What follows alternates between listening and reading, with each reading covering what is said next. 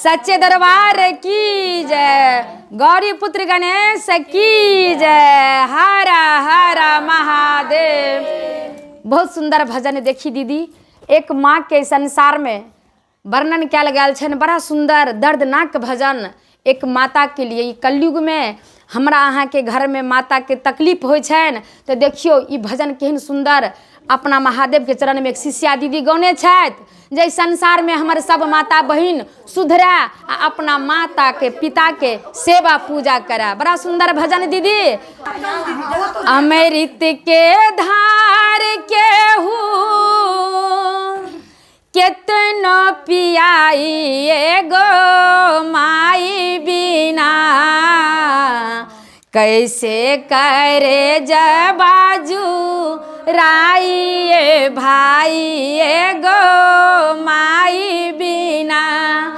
अमृत के धार केहू कितनो पियाई एगो माई बिना, कैसे करे जबाजू राई भाई एगो माई बिना, कैसे करे जबाजू राई भाई एगो माई बिना। अमृत के धार केहू कितनो पियाई एगो माई बिना, कैसे करे जबाजू राई भाई एगो माई बिना। करे एहसान माए दुनिया घुमावेले, करे एहसान माए दुनिया ली, बोली बातिया बे अरे चलना सिखावेली, बोली बातिया बे अरे चलना सिखावेली। मिली जाइया न धन मिली सुख पूरा, माई के दुलार बिना जिंदगी अधूरा। मिली जाइया न धना मिली सुख पूरा, माई के दुलार बिना जिंदगी अधूरा।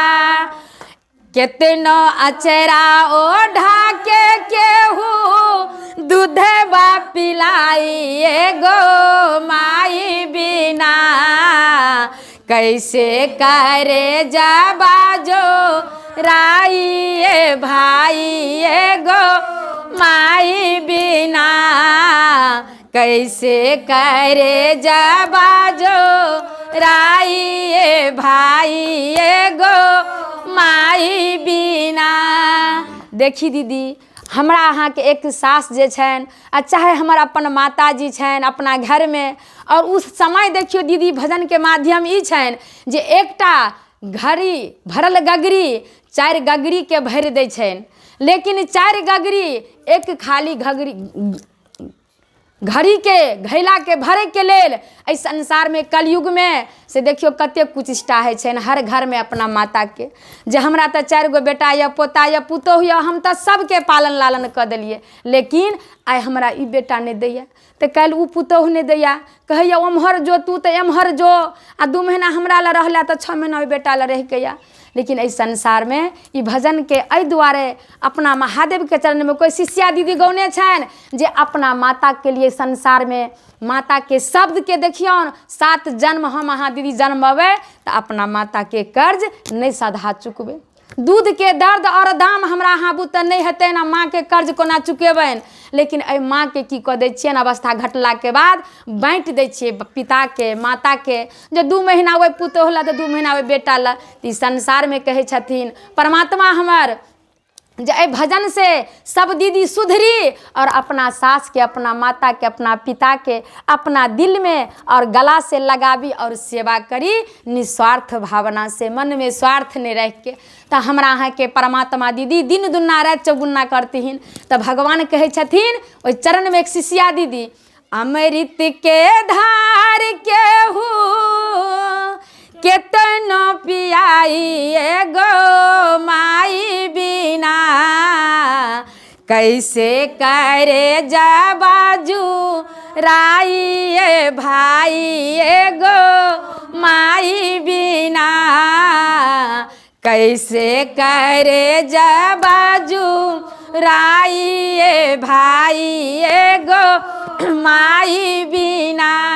बड़ा सुंदर शब्द कहे छन, 9 महीना माई को खिया सहे जली, दिहली जनमिया माई सारा सुख ते जली। 9 महीना माई को खिया सहे जली, दुख सुख काटी अपना बाबू के जुरा बेली, मिली जाइया ना धना मिली सुख पोरा, माई के दुलार बिना जिंदगी अधूरा। मिली जाइया ना धना मिले सुख पोरा, माई के दुलार बिना जिंदगी अधूरा। अचरा ओढ़ा के केहू दूध बा पिलाई एगो माई बिना, कैसे करे जबाजो राई भाई एगो माए बिना, कैसे करे जबाजो राई भाई एगो माई बिना। अचरा ओढ़ा के केहू दूध बा पिलाई एगो माई बिना, कैसे करे जबाजो राई भाई एगो माए बिना, कैसे करे जबाजो राई भाई एगो माई बिना। प्रेम से बोलिए शंकर भगवान की जय। अपन अपन माता पिता की जय, पति परमेश्वर की जय, घर परिवार की जय।